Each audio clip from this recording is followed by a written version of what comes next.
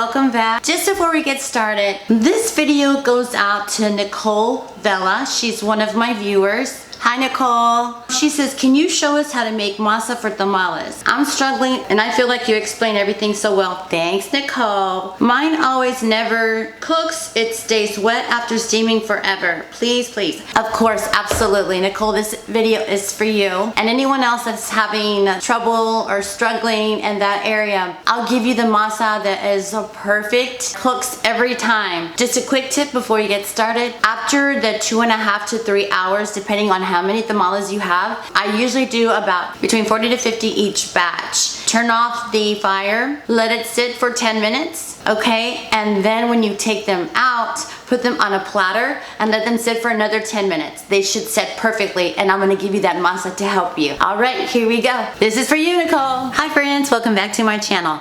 If you're new, my name is Sarah and this is my Blessed Kitchen. In today's video, I'm gonna show you how to make a Tex-Mex tamale, straight from my taqueria to your kitchen. If you want to know how I make this delicious recipe, pull your hair back, your sleeves up, and let's get started. All right, for the masa, we'll need 6 cups of the instant masa. I use the 1/4 tamal, 1.5 cup of lard, 6 cups of pork broth, 5 teaspoons of baking powder, 2 tablespoons of chicken bouillon, and 2 teaspoons of cumin, 20 New Mexico chili pods, and 1/2 of an onion. You'll boil these for about 7 minutes, take them out, and you'll use half of the cup of water that you use to boil. We'll put it in the blender. You're gonna use 1 cup for the masa and the rest for your meat. I also have here 5 pounds of the pork butt. I put this in the crock pot overnight, and what I had in there is 4 garlics, 4 tablespoons of beef bouillon, 2 tablespoons of chicken bouillon, 1/2 of an onion, and 2 tablespoons of dried cumin. Once it's all ready, you can just take the beef. It's super tender, and we're just gonna shred this apart and add the chile in there. You're gonna put it in a fry pan, get the juice all rendered in it and all delicious, and we'll get there in just a sec. All right, let's go ahead and get started on mixing our masa. Right. At this time, I'm gonna go ahead and add in the manteca. You can use shortening if you want to, or you can use lard. I'm using the armored lard, and I'm using the hand mixer as well, because this needs to be kneaded for about 30 minutes by hand. And if you use a stand mixer or a hand mixer, it'll break it down to like 15 minutes. Okay, we're just gonna mix until it's super creamy. Now I'm gonna add in the baking powder, the comino, and the chicken bouillon. Mix it all together. Okay, that was like a minute. Now we're gonna go ahead and add in our masa. Let's go ahead and get this all together. I'm gonna stop it and push everything on the side down. Yeah, stand mixer or hand mixers is going to be your best friend. We gotta save our backs. Oh, just make sure everything's all mixed, and then we'll go ahead and start adding in our broth. So just go ahead and add in half of what you have. You're gonna let it run for about 5 minutes, and then add in your chile mix. Okay, gonna push this guy down. Gonna add in the rest of your broth, and then the chile mix. Okay, we're gonna put him on high, so we're gonna leave him running for 15 minutes. Okay, see you back in a bit. Go ahead and stop. Go ahead and reach in and see if it needs any more salt, any more spice to your liking. All right, the masa is done. It looks perfect. This is the consistency we want it to be. See how that looks nice and creamy? Just in a cup like we have here. You're just gonna take a piece. If it goes to the bottom and stays there, it's not ready. If it floats to the top, it's ready. Okay, we are ready to go. Just make sure everything is coated. Mix everything in there. Taste if it needs anything. I think it needs just a little bit more comino. And remember, it's better to be undersalted than oversalted, because you can always add on, and then you're gonna be serving salsa on the side, okay? That's perfect. And if you wanna add little bits at a time until you find what's perfect for you, okay?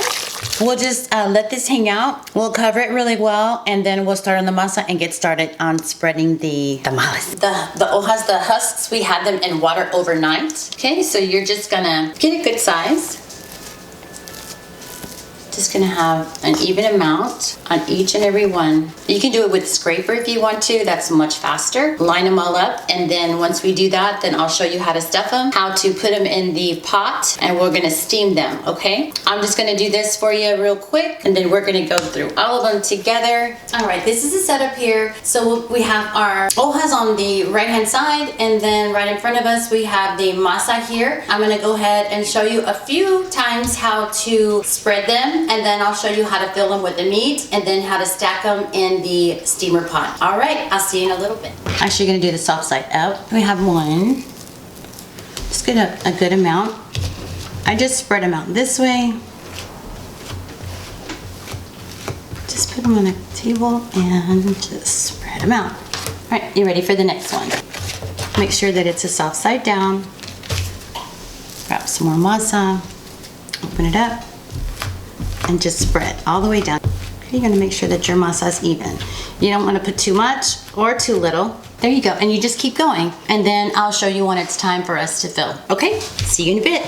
All right, and then as for stuffing, you can get like a tablespoon, just roll them over one time, then the other, get the tail and flip it up. Okay, then you'll just keep doing that until either you're out of husks or you're out of meat, or one of the two. Okay. As little as you want. I'll do one more with you. Do it once, and then the other, and then flip the tail up. There you go. All right. I'll finish on this side, and then once I'm finished, I'll let you know how we plate them in the steamer. Okay? All right. See you in a bit. All right, so now that we went ahead and rolled all our tamales up, we're just gonna put some of the husks that we had left over, or the ones that were too small. We're just gonna put those on the bottom. You're gonna put a cup in there so you can stand them up. So you're just gonna put them around the whole entire cup. You have water from the pot down to here. If it's a steamer pot, it'll tell you. Place them all the way around until you make like a little pyramid. Just work your way around. You just want them all standing up, okay? You can either put more husks on the top to cover it, and then you're gonna put towel over it. But if you don't have any more husks, like I don't, so what I'm gonna do is just get some foil. Put it lightly over. Towel. And just cover it. Then you'll have them on the steamer. You might want to put a penny on the very, very bottom, so when you run out of water, it'll start to rattle to notify you that you need more water. Okay? All right, that's it. So it's gonna be on the stove on a medium-high heat for about 2.5 hours. After that, take them out. See you back in a bit. Now for the telltale. This is the best part. So they just come right. They come right off. There's some masa on this side, then just take them off. No masa left behind. Look how delicious that looks. Yes, even on a paper plate. All right, now for the best part. The taste test. That is so perfect, so delicious. I hope you enjoyed this video. If you did, don't forget to like, comment, and subscribe. Until next time on Our Blessed Kitchen. Bye. My puppy wants some.